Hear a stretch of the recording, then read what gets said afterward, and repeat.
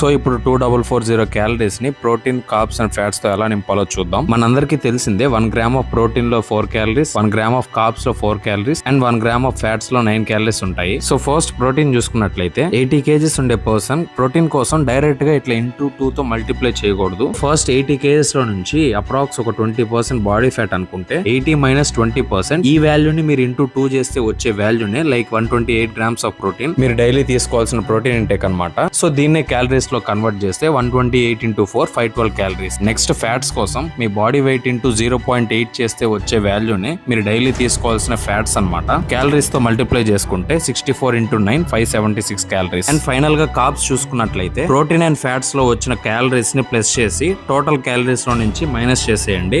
ఆ వచ్చిన calories carbs నుంచి తీసుకోవాల్సిన క్యాలరీస్ అండ్ డివైడెడ్ బై 4 చేస్తే 338 grams ఆఫ్ కార్బ్స్ అనమాట. సో టోటల్ గా ఒక 80 kgs ఉండే పర్సన్ ఫ్యాట్ లాస్ చేయాలంటే 128 grams of protein, 338 grams of carbs and 64 grams of fats తీసుకోవాలన్నమాట. సో నెక్స్ట్ వీడియోలో బల్కింగ్ కోసం ఎట్లా డైట్ ప్లాన్ ప్రిపేర్ చేసుకోవాలో చెప్తాను. సో అప్పటి వరకు అకౌంట్ అయితే ఫాలో చేసుకోండి.